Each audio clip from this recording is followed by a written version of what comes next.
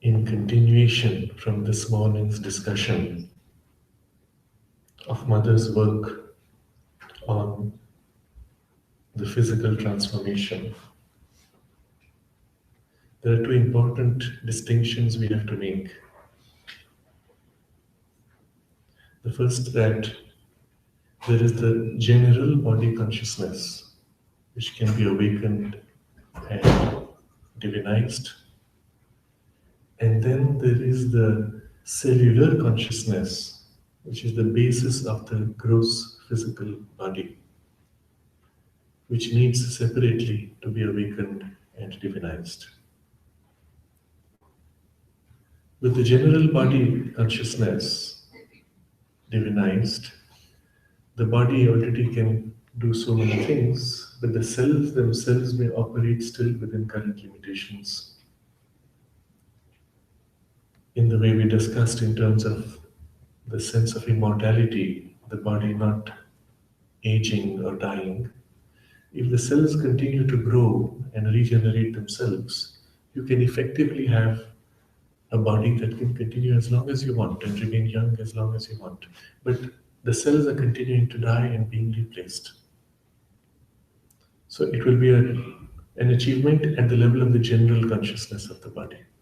But when the cells themselves cease to age and die, that would be the transformation at the physical level of the cells themselves. There are two different levels. And in the work that the mother did, she went very far, not only in awakening the cellular consciousness, but in transforming all the levels of the being down to the most physical. And with the supramental consciousness, she was able to supramentalize the whole of the personality and the being down to that layer which we call the subtle physical, which was supramentalized. And from there, one small step which brings it in the gross physical. But at that level, it connects to the universal inconscient and the universal humanity. And she felt an extraordinary resistance there.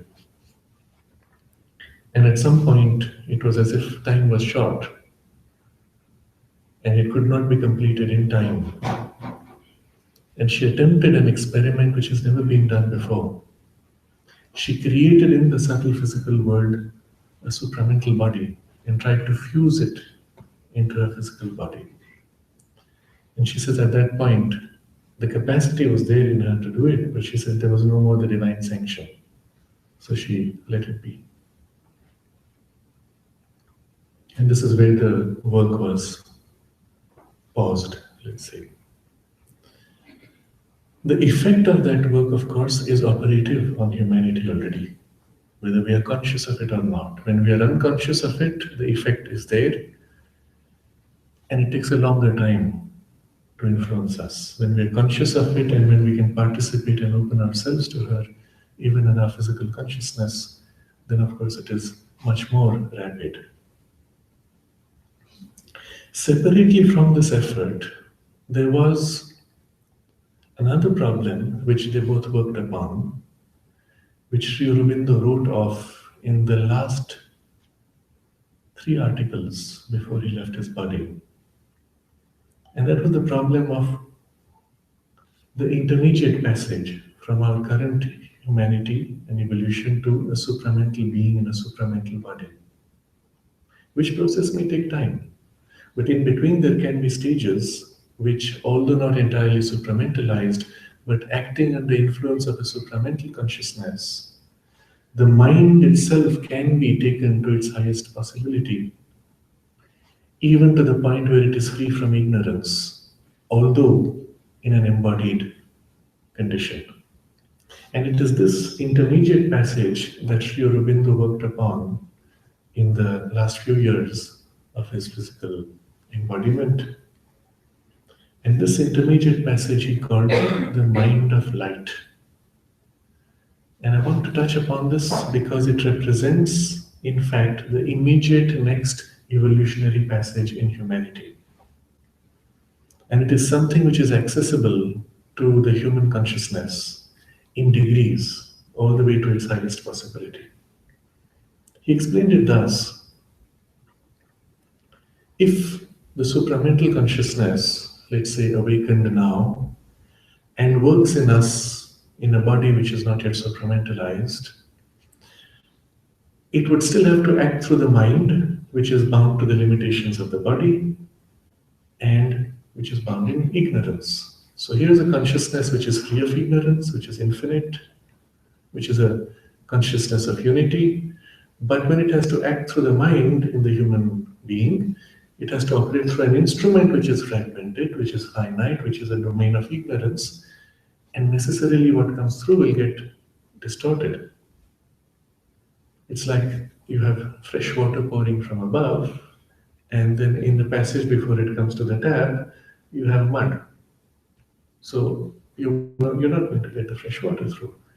And here is something which he worked upon, which is new completely in evolution. He worked upon what was possible here to make this mind under influence of the supermind to become completely free of ignorance? Theoretically, even is it possible? And he shows the justification for that. But it's not something which is obvious when we think about it. There is a certain state of consciousness which belongs to the mind proper, and yet which can come under influence of the supermind sufficiently that it can be free of ignorance. He points that out, shows how this is possible, and then he worked upon it in himself. When finally he left his body, he transferred that whole creation of the mind of light directly into the mother's body.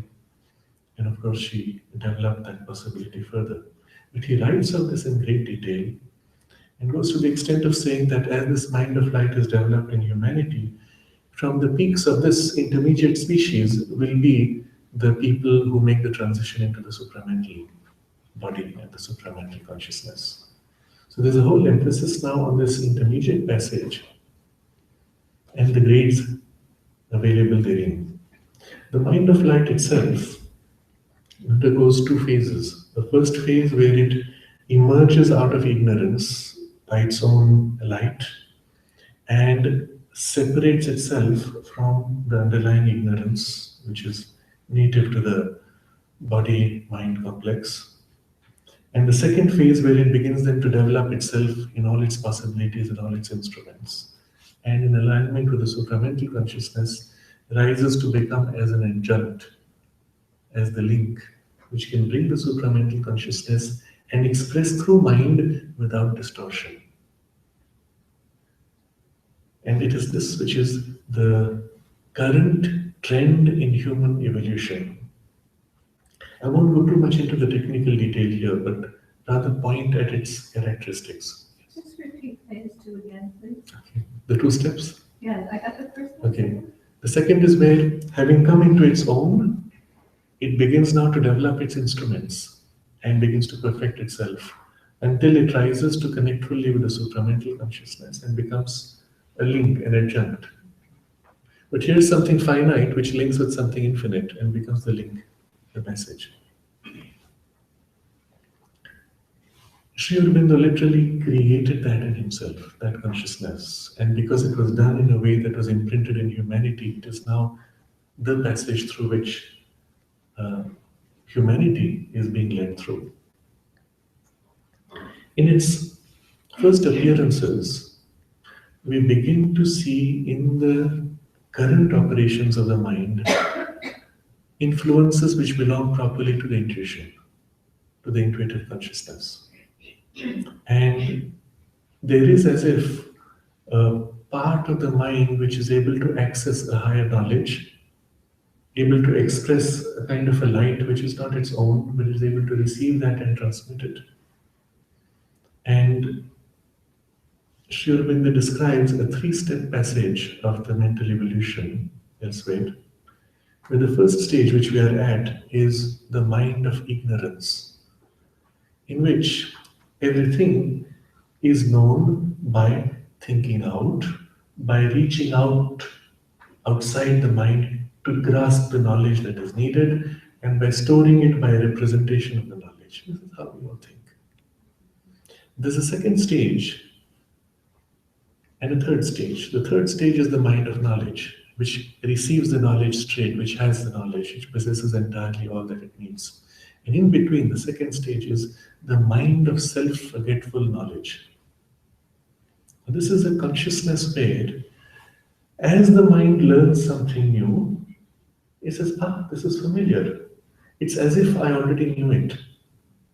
And it can turn into itself and find that there's something here, I already knew this, but I had forgotten it. And now as I learned it, it reminds me of what I already knew. You see, the character here is of something like a familiarity, like a déjà vu. As the new thing happens, you feel as if you had already known it, but you had forgotten. So the mind of self-forgetful knowledge. And it is this intermediate passage which is the quality which you see in the mind of light. That everything that comes in its way Yes, of course, initially there is a movement of the normal movement of the mind to grasp, to take in, but as it takes in, it realizes, oh, there's already something in me that knew it. And then it begins to turn into itself and become aware of what it knew. And in becoming aware of what it knew, it begins to explore. It begins to see. It begins to look inside deeper of what more it knows which it has not yet grasped from outside. So there's an action which is similar to intuition. You speak two words and this is what the third word is. So it is as if from within you the knowledge now comes in response and begins to fill in what is not grasped initially. And this is the initial operation by which one begins to recognize, oh, there is this thing happening. But then subsequently it can develop its own higher faculties, its own kind of memory, its own kind of logical working. And as it begins to unfold and come into its own, it begins to represent more and more the characteristics of the supramental consciousness and the supramental light, and thus becomes the link. Now, this is a tendency which we are beginning to see in the mind of humanity in many ways, without any conscious effort on our part. I'll point to certain indicators, and then I will show other things which also show the influence of the supermind working in humanity today. One of the things you'll notice in the younger generations is a tendency to want to know more and more about everything, but then stop with the superficiality of it. As adults, we get a little upset. Why don't you go deeper and get to it and master it? But the mind wants to get a little bit here, a little bit there, fill in, get the big picture. Instinctively, there is a tendency of the mind to universalize its perspective at the expense of depth. And we see this as a trend. Later, having gone through this instinct of widening and freeing up from narrow grooves and boxes, later there will be a corrective tendency to go deeper also. But right now it is just this. So you'll find little children don't like to go too deep, but they like to get to know a little bit about everything else. They don't like to think in narrow grooves. The moment you tell them this is how you should think, but why? And why not that? And it wants to get to something which is not what you ask them to do. And it's all good because you're trying to free yourself. The past phase of thinking in the box was part of the system of training itself. And eventually they had to train you to think out of the box. So first you waste your time thinking in the box, and then you try to break out of the box. It makes it's a bit silly. But there's a tendency now, right from the beginning, no boxes, no limits, and grow wide. And often it comes in form of some kind of rebellion. You ask me to do this, and deliberately I will do something different or something opposite even, just to break free of that sense of suffocation and limitation. This is one of the trends. The other trends, which I've already spoken of earlier, was this capacity of the mind to quickly grasp, to get to insights quickly, and to pick up skills rapidly, especially with the electronics and things like that. But it means something in the mind is able to sense the essential thing behind what you're dealing with, grasp it, and quickly put it into application. You find young children barely before 10, 7, 8, 9, writing apps for mobile phones, like coding, writing programs. And if you watch them doing it, you will see their mind fully immersed. They understand, they grasp, which normally would have happened only after the age of 10, 11, 12, that you would start thinking in a certain way and enjoying it. But the instinct is reaching out quickly, trying to get it sooner. Even in the playing of video games, although we don't like children playing violent video games or shooting things and all that, there's something which attracts them to it, where there is an immersion of their consciousness in an activity which involves quick thinking, quick responses, rapid reactions. And there are faculties of the mind which are being developed as they're playing those games. One wishes the games were of a healthier character, but the kind of interaction itself is intensifying the development of certain faculties. And all of these are unusual. The fact that children find it fascinating means nature inside is pushing them to use this tool.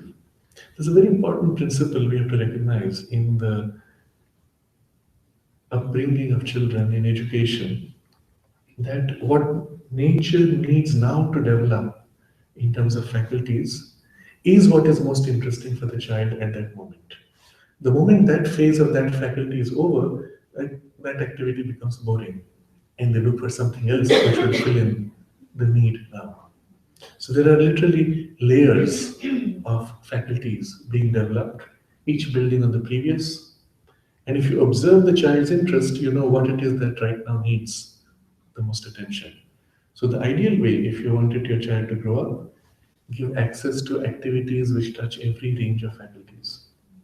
And then let the child do exactly what he pleases. And he'll find his way. If he touches something which is too far ahead of his natural faculties, he'll fall back to something else. You can't make him do something which he has crossed the level for. That's too boring. The other is too difficult. And there's always this right thing which fascinates, and then it can grow in this way. So I'm pointing to the kinds of activities which we're seeing unusually at early ages, especially involving technologies. In the domain of technology itself, there are so many developments. You will find in their essential character, they are all reflections of characteristics of the higher consciousness. And remember, unity, omniscience, omnipotence, seeing inside out. So you see, for example, GPS system. You want to go from here to, what's the address? Whatever you tell me, I type it in here. And this thing, it's not the phone, it's the thing behind. The phone is only a front. The thing behind knows all the roads of almost all the world. Well, let's say at least of this country. It knows all the roads, all the houses, all the numbers, and all the passages, all the paths across all the roads. And whatever address you give it, it looks at all the roads, calculates which is the shortest route, takes into account current traffic conditions based on past data, anticipates based on traffic bottlenecks which route, although slightly longer, would be quicker, and gives you a map. Isn't this what an omniscient consciousness would be able to do on its own without the technology? It would say, right now, this is it. This is the way we go. That's what the mobile phone just did for you, except it's not the mobile phone doing it. There are computers, there's data, etc. It's a representation in a domain of fragmented consciousness where you're handling pieces of information, but now organized in a way that you can draw from it something meaningful, but on a massive scale, the likes of which have never been seen in humanity. We've got all kinds of technologies, even occult technologies in the past. But this kind of technology in a material level, we've never seen before. And it's happening in a way that we're not even conscious. We don't even find it surprising. It seems almost, oh yeah, it should be. Why didn't they do it sooner?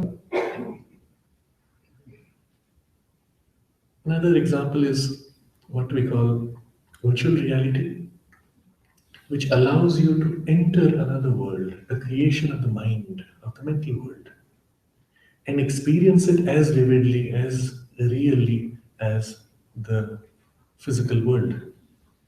And in that mental world that you have created, you can create things which do not belong to the physical world, which are not possible in the physical world, isn't it? And so in the virtual reality, let's say you wanted to carve a beautiful vase out of stone. So you put on these goggles, you're now plugged into this reality which you can see, feel, touch perhaps. And your vase, the stone from which you will carve, is floating in the air in front of you. It's heavy, but it's floating in the air. And with your fingers, as if your finger is a knife, you switch tools, your finger has an extension of a knife, you go psh, psh, psh, cut it.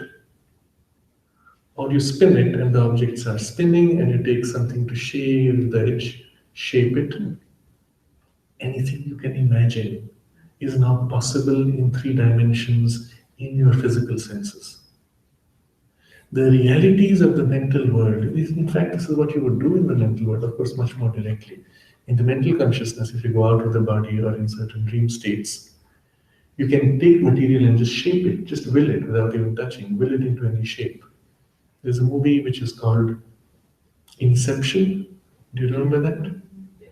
Where they enter into the dream world and they create realities and shape realities, curve the roads, pretty much anything. You can just will it, shape it. That's what happens in the mental world. And not only that, today you can visualize it, but you can create it as a 3 dimensional movie experience to your physical senses. On the computer screen, colors which did not exist in the physical world, which you could not replicate with paints. Now you can display them on the color screen. Mother spoke of this in the 50s. She was trying to explain to the children how in the subtle worlds the colors are so much richer, so much more beautiful. And after saying all that, she says, there has to be a way. They will find a way to represent those colors in the material world. The current paints are unable to do that, but they'll find a way to do it. Of course, you can't do it with paints, at least not yet. But on the computer screen, you're able to do that. 64 million colors is like a minimum today, but there are special screens which go much more. And they're glowing, fluorescent colors. If you take a printout, it dulls it, it flattens it. You can't get it the same way. But in fact, that's close to what you would see in the subtle worlds. And you're representing truths of the higher worlds in the material domain. Through the technology and the computer chip and such things, what you're doing is you're taking matter and drawing out of it a potential which was impossible. In a sense, we may say, since everything in the universe is a manifestation of the same one, all is held in everything as a potential. So you could take any piece of material, mud, and draw out of it the flower, draw out of it a diamond, draw out of it whatever you imagine, right? Except if you said this to somebody 100 years ago, they would say, you're talking about magic or about transmutation of materials, alchemy. It's not normal stuff, it's not normal technology. But today, we have gone into the atomic structures, into the molecular and atomic structures, and are able to operate and modify things there and draw out of matter qualities which were not visible to that material. Literally, you've taken sand and made out of it a machine that can imitate thought. It's not real thought, but imitate logical responses. That's your computer chip made of sand. And increasingly new technologies are drawing things, capacities, powers out of matter. Where is all this coming from? Why wasn't it even attempted before? And it has nothing to do with the growth of science. Technology is a completely different thing. We cannot explain often some of the properties of materials. We just discover that's how it works and we use it. We don't care why or how. There is no theory which explains it. We just use what we have as a discovery. And science is stuck, technology is moving rapidly ahead. And the nature of the technology is in matter a mastery of a degree that has never before been seen. All of these are led by, literally, by this new consciousness working through the human mind to draw out of matter the infinite possibilities which are secret there. When today you look at a phone, a mobile phone, smartphone, or a tablet, what is it finally made of? Think about it. The glass on the surface, what is it? Sand. The computer chip inside doing the calculations? Sand. The circuitry inside, a little bit of metal to take the electricity around. And all the rest is plastic. Sand, plastic, and a little bit of metal. That's all it is. Imagine what you're doing. You're taking sand, plastic, metal, somehow rearranging it, and then suddenly here's this extraordinary intelligence, color, beauty, form. You touch it, it responds like a person. You've seen those apps where you see fish swimming on the tablet screen. It's like an aquarium. You touch it, and the ripples of water and the fish avoid your finger. Literally, it's as if it's alive and it's responding to you with things which don't exist except in the domain of the mental world and here represented in the physical. I'm not sure if I'm repeating myself because it actually is something of such great wonder. If we do not recognize the wonder that it is, we are missing a very great breakthrough. And it has happened in a way we could not have imagined. And it's an action of the supramental consciousness entering matter through the activity of the human mind to draw out from it unending possibilities, infinite possibilities. Anything you could imagine, we can find a way to do it. That's the conviction we have to have. In a slightly different direction, we see this working in the field of what we call nanotechnology. Again, entering into matter, rearranging things at a fundamental level to make mechanical machines, a motor which is the size of a molecule. And these are things which we could never have imagined before being done. To the point where you could make potentially, this is the direction of the exploration, you could make a little machine which is smaller than a cell, which you drop into your bloodstream, which goes around and navigates, looks for a damaged cancerous cell and destroys it from inside it. That kind of intelligence infused into a piece of machine which is smaller than a cell, and it's all within reach. In another parallel direction, we see in technology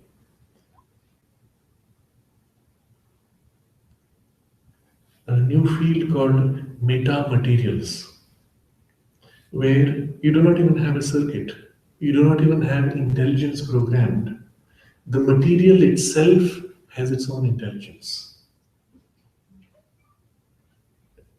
There are materials, for example, which receive light on one end and give off something totally different on the other end. It's never been done before. It doesn't exist in nature normally. We are creating these materials. We don't even know how it works inside very often. It's so complex. We just work on it and seem to find something and use it. And these are all in the domain of an exploration that is intended by the supramental consciousness to draw on possibilities. And finally, in the field of genetics, which we have already spoken of, there is an access being given to us of the building blocks of life. And this is going to lead to a point where the human mind will be able to enter into the genetic structures of life to improve upon life, to assist the evolutionary process. If done rightly in attunement to nature, this will be a means for enhancing and speeding up nature's processes. If done wrongly and used as a weapon against life, it will be a means to destroy life at its roots. Unfortunately, the latter is being done much more than the former. We have introduced in the seeds the impulse of suicide. It's called the suicide gene in popular terms. Introduced in a seed that when you plant the seed, it will grow, but the seeds from the new plants will die of their own by committing suicide. In India, there was a strong opposition to these genes and GM seeds from Monsanto, but the companies bribed the government, the politicians, and allowed them a loophole that allowed you to use anything as long as it was called a test plot. So all over India, in the central parts of India especially, there are large numbers of test plots for these GM suicide seeds. The interesting thing though is nature never allows you to keep a test plot separate because you put a fence. The pollen from these seeds is spreading to the neighboring seeds, the neighboring plants, and causes them to commit suicide. The result is the test plot flourishes. Of course, you have to keep buying the seeds. But all the traditional seeds and the traditional plants on the side are dying out.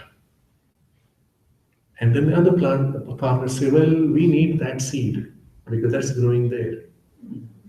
Meanwhile, if they don't have the money to buy those seeds and their plants, crops are failing again and again for reasons they cannot understand, interestingly, they commit suicide.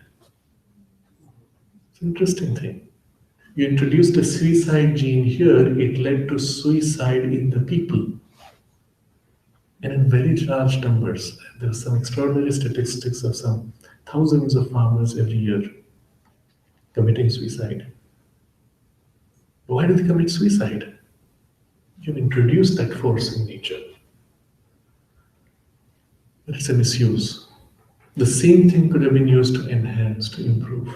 I remember seeing also, it's not nice to speak of it, but I saw a newspaper item about 15 years ago where they said certain groups in Israel were working to identify specific genetic markers of the Arab people, which would be targeted by certain diseases. And so they could create genetically a virus that would attack only those people. Now it can be done. 15 years ago, they spoke of doing it, means already they were deep into experimentation. Possibly it's done by now. All of this is possible. You have now been given access to the building blocks of life. What do you do with it? Depends on your consciousness. And it was the same with atomic power. We went to the building blocks of matter. What do you do with it? Depends on your consciousness. So nature has, in her attempt to help humanity grow up, she has said, all right, now you're mature enough to take responsibility for yourself. Here are the tools to improve yourself, but which, if you choose, you can destroy yourself also. But she feels we are ready. She's given us the tools, and now it's a struggle for humanity, whether our capacity, the power we have, will be rightly wielded, whether our intelligence and wisdom have grown sufficiently to use this rightly. My mother has named the flower mind of light acting in matter. Mhm.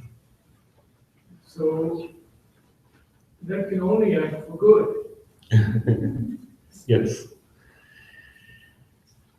The problem is when there is an awakening of a higher faculty, but the faculty is not yet under a higher control, there is a passage where you may misuse it. When the intuitive consciousness begins to awaken first, the ego can seize upon it and use it for harm.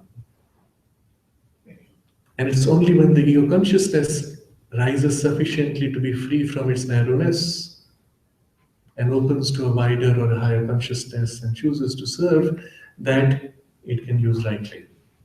But until then, there'll always be this in between passage, and there is no way to avoid it. And that's why nature does not wait. There's a point where she has to say, all right, now it's yours, it's your choice. And humanity is on this brink where our actions, our choices can lead to a rapid awakening to something much more beautiful or a rapid collapse into self destruction. We are at that point, and we have been in this for the last 100 years in various ways, first with the atomic power, now with the genetic power, and of course with other monetary and other systems. But also in those fields, we find the same pattern happening. Barriers are breaking down. Not because people don't want them, because you can't prevent it. There's as if a compulsion in circumstances which is removing all things which separate. So everything has become global, even when you try not to. The economy has become global. The media has become a global influence, crime has become global, terrorism has become global, everything crosses borders. There are even entities which you cannot limit anymore. We call them multinational. Actually, they are transnational entities. A part of this entity is sitting in this country, another leg in another country, another leg in another country, and they're walking like this across countries, taking advantage of tax loopholes here, tax loopholes there to get an overall zero tax. Very clever. And there's no way you can prevent the misuse unless all these countries recognize we are one world. And we need to align ourselves somewhere and stop thinking we're separate pieces who can function in separate laws and separate values. But the moment you've come to this stage where you're being compelled either unite and work together or end up in mutual destruction, you face the real problem. How do we come together when we are so different? I think differently from you're thinking. And if we start working together, we're going to end up at cross purposes. Here's the conflict, the clash of different values and cultures, different priorities, different needs. And that's why Sri Aurobindo took the trouble to write this whole book, The Ideal of Human Unity, and even the human cycle, where he deals with this problem. Is it even possible for humanity to function as a united collective without losing these distinctive special characteristics? Will we have to flatten ourselves into uniformity like robots, all thinking the same, doing the same? Or can we remain in this diversity and still enter into this harmony? He warns even, and this is the tendency we're seeing everywhere, a one world government could actually suffocate the life of humanity, suffocate its creativity and its diversity. And yet, there has to be some kind of alignment under some common umbrella. What's the framework? Is it even possible? And so he discusses this problem in great detail, shows you the stages and steps forward. And you'll be surprised to know 100 years ago when he wrote this book, he actually describes the current problems of Europe. Then, at the early stages of the First World War, he discusses how Europe will have to pass through certain struggles in its integration, and then an economic community leading to a United States of Europe. He uses this phrase, United States of Europe. And of Russia, afterwards, when the Soviet Union was formed, he made this comment that eventually it could break down. And again, a kind of a different framework. He used the phrase, if I'm right, something to say an economic community. He uses that phrase, something like an economic community would form, which is what we see of the Federation.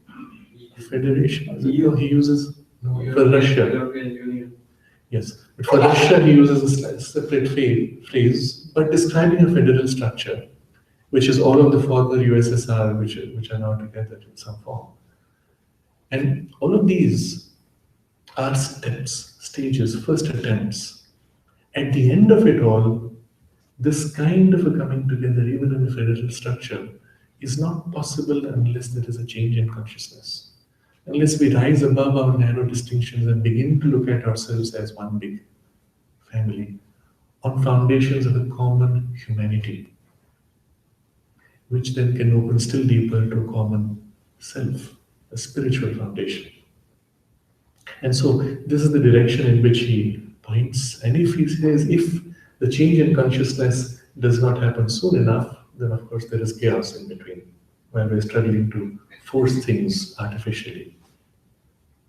And that's what we're passing through now. Sometimes the pain of this chaos forces us to change our consciousness. Will that happen? Depends on us. There is an unusual observation that the mother made just a few months before she left her body. She spoke in pretty harsh terms of the manner in which this humanity has failed all the opportunities given to it. And she says, I cannot assure you that the divine will find it worthwhile to save this humanity. The question is still in the balance. Well, so far we've still been around. It does not mean that all of humanity would be wiped out. It means this current organization, this current mindset, this current way of living, these values by which we have been unfortunately fighting more than collaborating. And sometimes there is a knock, a blow, a shake up. Perhaps right now it's happening through the environmental crisis, where we are seeing such a rapid breakdown of the environment. There are already projections purely because of the chemicals we have sprayed in the environment. Eggshells are not thick enough to support the formation of the egg. Bees and butterflies are dying because of the chemicals we have sprayed in the environment. The pollination process has broken down in many places in China. There are human beings going around pollinating plants. And all of this might lead to a sudden collapse of the ecosystem and a breakdown of the food supply. At the same time, because of our misuse of water, we're pumping out water at such a rapid rate in Delhi. I think it's gone down to 120 meters below the ground in some places. The plants which would normally grow straight from the soil because their roots could go deep enough to pick water don't have the water. So you have to keep pumping water on the ground on top. And what do human beings do when they find there's not enough water in the ground? You create rainwater harvesting tanks. Rather than letting the water seep into the soil and refill the aquifer, we're creating tanks that stays for my house. It's crazy. It's crazy in every way. And so we suck out the water from the rivers to feed the cities, and the rivers dry up. And the life in the river is gone. Meanwhile, we dam up all the rivers, the power of the river and its regenerative quality to purify itself is gone. At each step, we're doing what would be the most harmful for survival of life.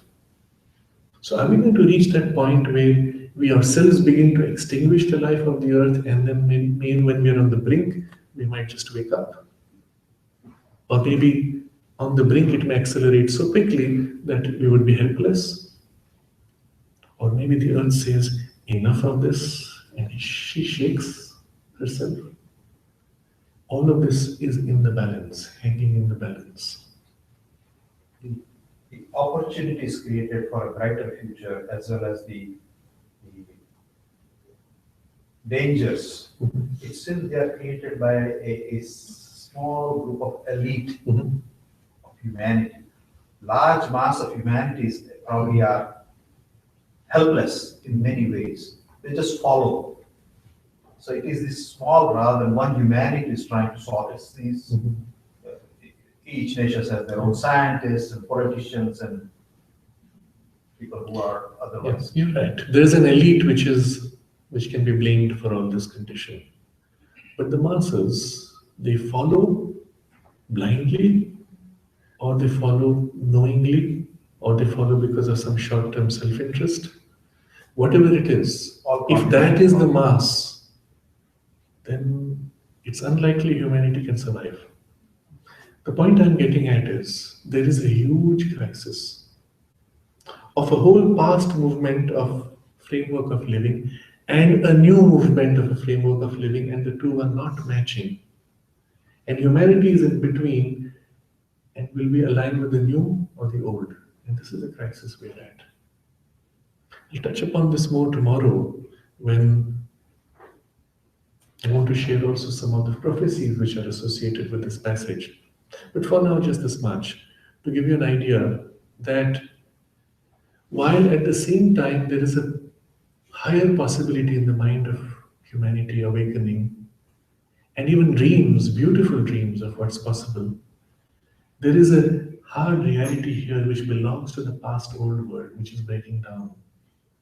And if we don't make the conscious effort to cross that, we are stuck in some kind of a painful passage.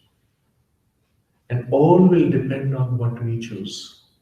And whatever may be imposed upon us by others, we can still begin to make a difference at a local level, at our individual level, in our lives. And I don't go further in this. This is enough to point this out. But in our consciousness, there is a possibility of this higher consciousness to develop and the mind of light to develop. I want to leave you with a few practical hints of what you might find useful to put this into practice. Just a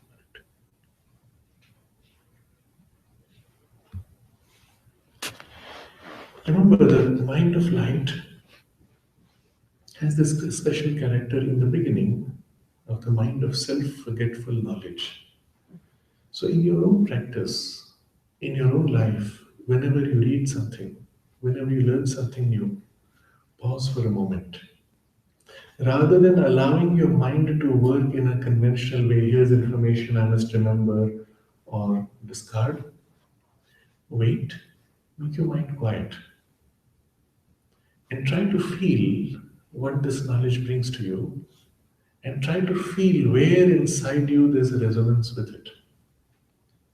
So if the knowledge is true, if it's accurate, you will feel somewhere inside you a kind of a resonance, a kind of a familiarity. Oh yeah, this is something which feels as if I knew. Find that part in you. And sometimes what comes is mixed, and you'll feel the mixture, you'll feel something is not okay. A lot of political news is paid news. It's constructed news, fake news.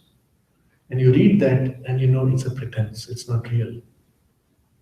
A lot of things which you might read which are of a scientific character, of a scientific discovery, you may say, yes, this feels familiar, this feels right. Make a conscious effort to become aware of these layers within you where you know it already. And as you proceed in this way, in a while, in a short time, relatively, you will not only find the resonance emerging from within you, what you have read, but in that resonance you can turn in and discover more. Oh yes, I know there's more to it, I know there's more to this. In your work especially, when you have to deal with facts, with people, keep this as a backdrop. You have to take a decision. Here are the options before you. Become very quiet and then try to feel deep within you what does the resonance relate to.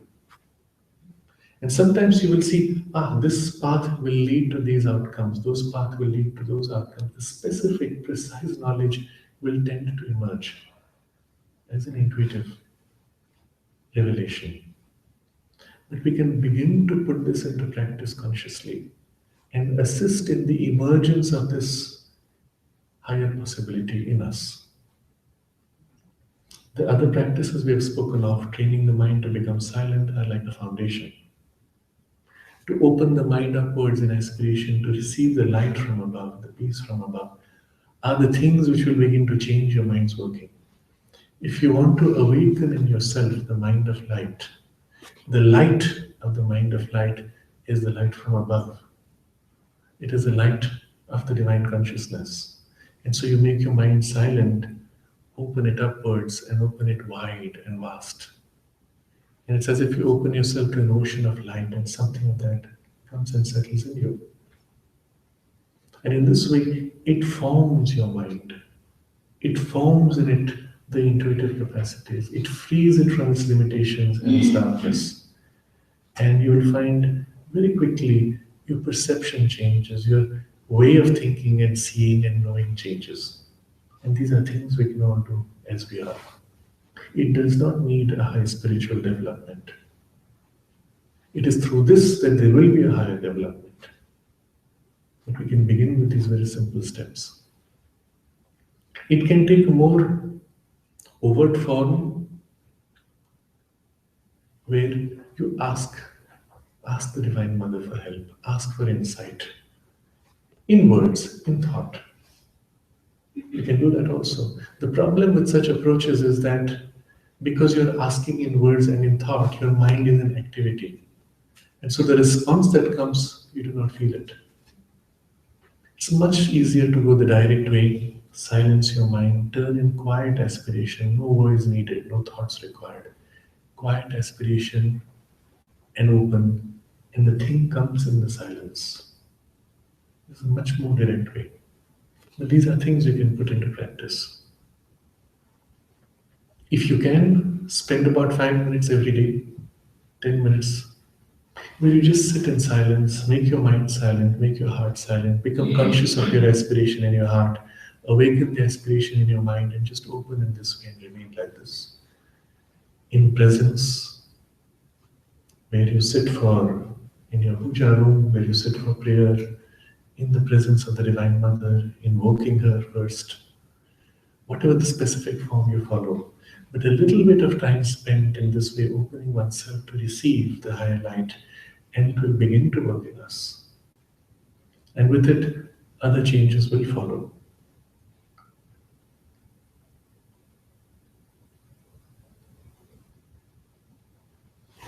So I think I will pause here, and we can take up any questions, any comments, or if you have any questions regarding the concentration exercises we did the last couple of days, even that, feel free. As you mentioned, we are overusing some of the natural resources. In the last 50 to 100 years, the world population has doubled. Mhm. So all the consumptions also are double, and we are also turning more materialistic. So obviously, there's going to be a lot more damage that will be done. So, to me, the consumption of resources is in itself not such a problem. Population growth is in itself not such a big problem. Like I said, there's enough food to feed humanity twice over. It's the waste. It's the refusal to share. It's the framework of economy that profits by hoarding and denying others. Those are the bigger problem. Yes, there is a huge wastefulness, but that's again a part of the awareness. When you go and cut trees in the Amazon forest in order to print newspapers in the millions, which will not even be read, it's ridiculous, isn't it? And you're not paying the true cost of the forests. The forest took a few thousand years to grow. You cut them in 1 second. You've not paid the real price of it. And so the whole economic framework is perverted. I give this example often in discussions on economics. In the current economic framework, if you have, let's say, a large property with forest in it, the trees are a liability on your balance books because you have to water them, they could catch pests, you have to keep them in good shape, they could catch fire, etc. They're a liability.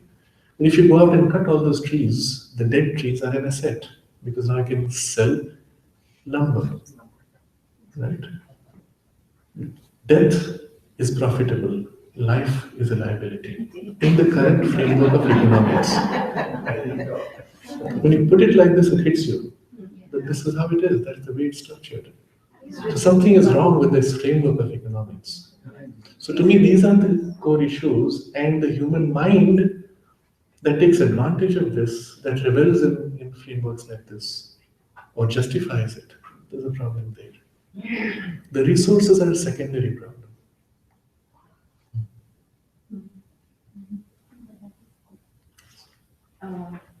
I may go off a little bit. There are books in England, the Avalon books. I'm sure you read them.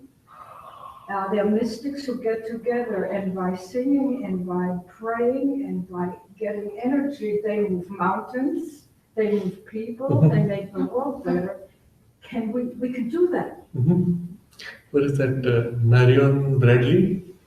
The books, novels written by her? Yeah, it's a Marion Zimmer. Zimmer Bradley, yeah, that's Yes, right. And I know I've it's heard of mystic, but you I've know- seen the movie, which is called The Mists of Avalon. I would highly recommend it for those of you. Yeah, it's But I read worth, the book. The book's Yes. incredible. it's worth reading. And you learn to trust yourself and to trust people around you. And when they sang and talked to their mother, they had the lady, the mother, they moved mountains, they stopped armies, and I think we can do that, we have to. And many things of this kind to share, but somehow it did not come, so I left it. In the old times, we had technologies which were very developed. We could lift stones, make them light, we could cut them, etc. That's how they built the pyramids. But they were technologies which were primarily involving use of energies, occult powers. In this way, we could come together, invoke, use a mantra, etc. Today, we are achieving the same thing by entering into matter and doing it from inside matter. That's new, it's never been done before. I wanted to make this distinction. But the point is, yes, those capacities also are there among us in humanity. And we can tap into these things. We can collaborate with nature instead of opposing her and work with plants and have them grow faster, more resilient, more healthy, more nutritious because we collaborate with them energetically rather than pumping chemicals. The effect would be so much greater. And all of these are also part of the new developments which will take place very soon. Sri Aurobindo makes an observation in his writings on education. He says the what we call parapsychological capacities, the powers of the mind, inner powers of the mind, these too one day will come into formal education. And why not? Because there's a potential in us. If your intellectual power is a potential which can be developed by training, why not these so-called parapsychological powers, which also are a potential and should be trained, as they used to be at one time, within limited groups, but eventually they can come into the collective consciousness. A lot of these things are possible.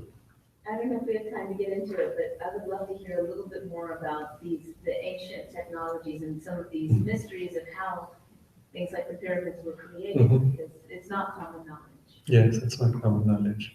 And the problem is if you speak about it, people think it's your fantasy. But the evidence is strong. You see everywhere on earth, everywhere without exception, there are these gigantic stones that have been cut and moved and fitted to a precision. 80-ton stone fitted to a precision with another where it matches the exact curve of the other. Not by chance. And done easily. They could have easily cut up into small blocks and put it if it was difficult to move an 80-ton stone. They obviously had a means to move an 80-ton stone so easily that cutting it up further was more difficult. Right? And to align it in a way that you could get this kind of precision. In India, I see all over the place, the old temples. Large stones perfectly aligned in curve to the stone below it. And when I spoke to some people who were in that field, they said, oh yeah, we used to have a method to make the stone soft and then harden it again.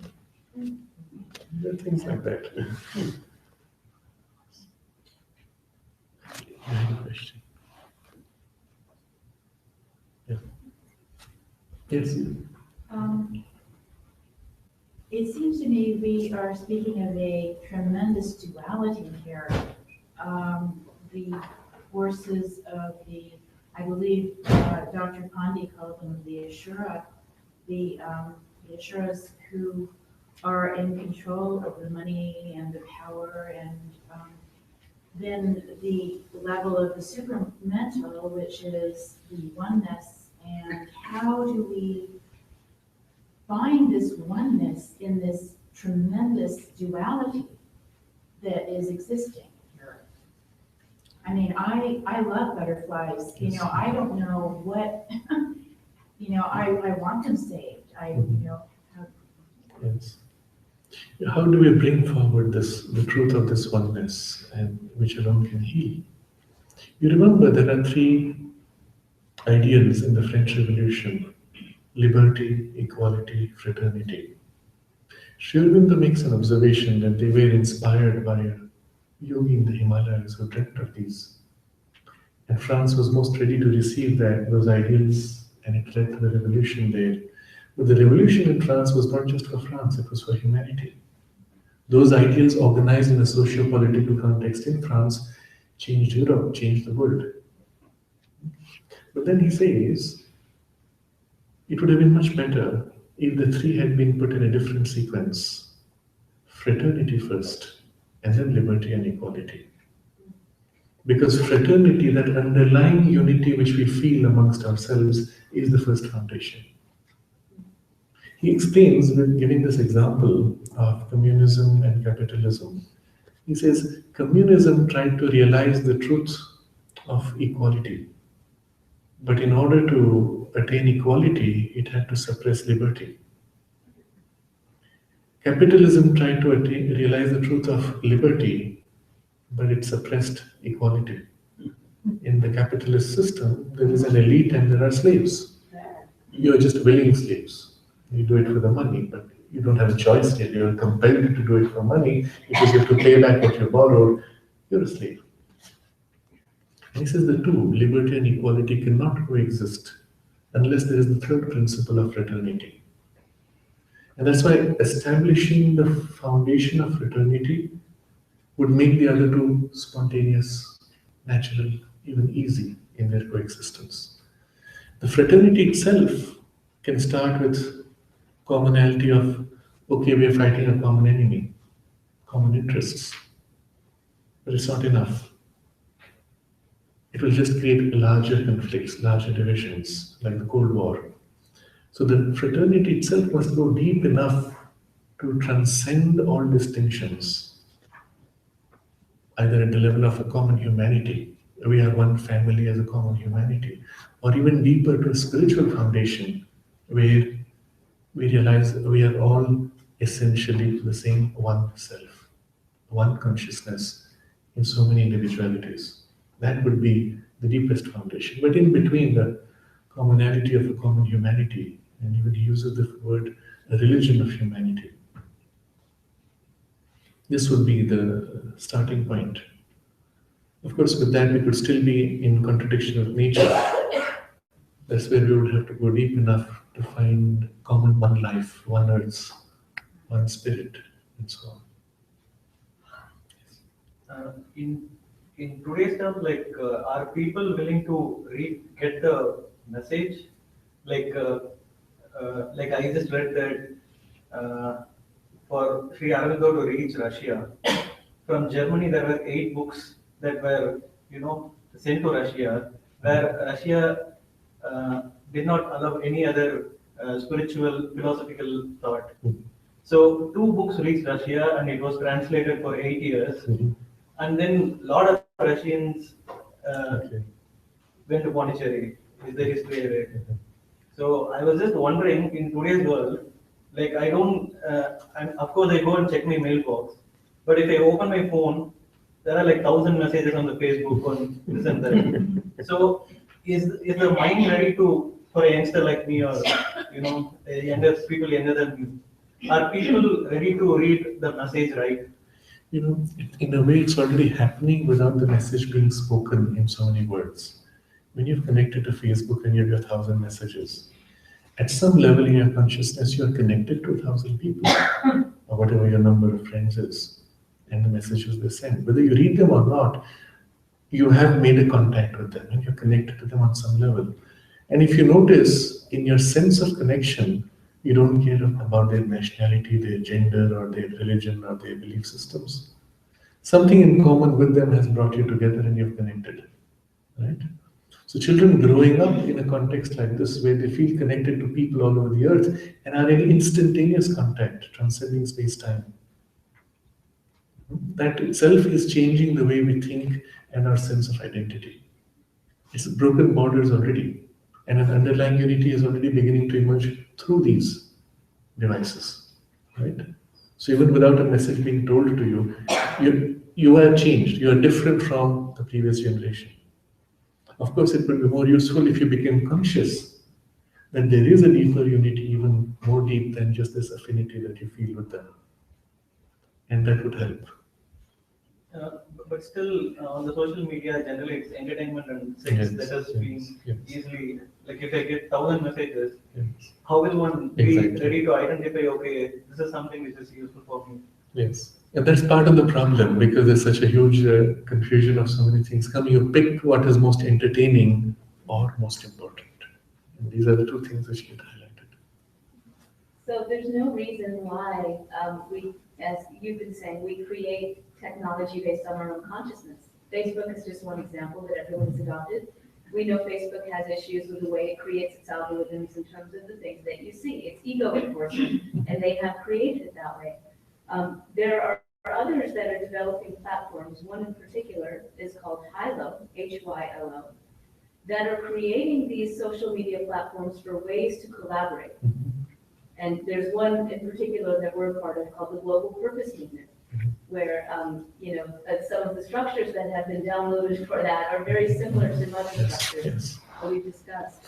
So just a quick word, I was just given this, and as we're talking, I'm opening to this, and it says, the future of the earth depends on a change in consciousness. The only hope for the future is a change in man's consciousness, and the change is bound to come. But it is left to men to decide if they will collaborate for this change, or if it will have to be enforced upon them by the power of crashing circumstances. So wake up and collaborate. And how do we collaborate? We address a common thing that we're very passionate about, be it bees, butterflies, and as was said earlier, our collective intention. And doing that makes a huge difference. There's a platform called Unify. You can go to unify.org. That is gathering meditation groups across the world to meditate for particular purposes. And not just on International Yoga Day, they do that too, but they do it constantly. Many ways that we can collaborate and not have to feel helpless. I mentioned this early on in our retreat that the internet as a backbone itself is a creation of the supermind. And you see its character, it's completely peer level, equal everywhere, linking everyone, and creating a base for all kinds of collaborative and unifying efforts and structures. And so it will create its own organs. It's doing that. Then we have to use it rightly. Since you touched on the word fraternity, reminds me, Shri Arvind says in probably commentary at Ishopan, that this idea of human unity cannot be achieved until human beings really identify with every creature as with united. So it's not just a question of human unity, but identifying with all. Yes. Unity with all. Yes. I use the word nature generally because we'll end up as a humanity against nature if we don't recognize this deeper underlying truth. But once it takes that spiritual dimension, automatically... The problem is much more complex than just building institutions, of global institutions, or some flavor of United Nations or whatever. So, there's a big complex problem. And then there is a common foundation on which many small varying efforts will come up. And each will tackle a part and aspect of the problem. But the common framework is this underlying sense of commonality. The deeper that goes, all the way to the self eventually, or a common spirit, common earth, we would be able to resolve things more easily. But the common framework already exists now, it's already formed, not because any individual tried it, not because any government tried it, not because any company did it. It happened in spite of all these interests. And that's the character of the supramental action also. It works through individual self-interests, even collective self-interests, to do something which exceeds their self-interests. Yes. So I know a couple of days ago we talked about shifting the center of your thought above the head. And I know we did a couple of meditations. Is there anything else we can do to shift the thought, the center of the thought? Many things. To shift the center of thought, do it in the midst of some activity. You're sweeping the floor, cooking food, bring your attention here, center yourself here. Going to sleep, shift your center here and then drift off into sleep. Many things you can attempt. The idea is do this frequently in activities where it's easy to do. And after a point, you'll find it becomes almost automatic, constant in other activities where you can't make the effort separately.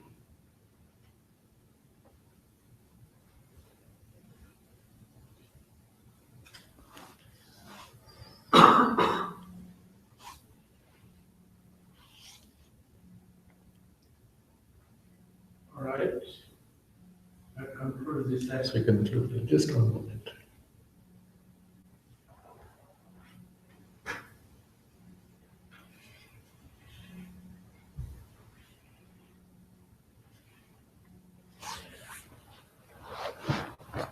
The immediate message for us is that there is an evolutionary push towards a new consciousness, which in its extreme becomes even a new species.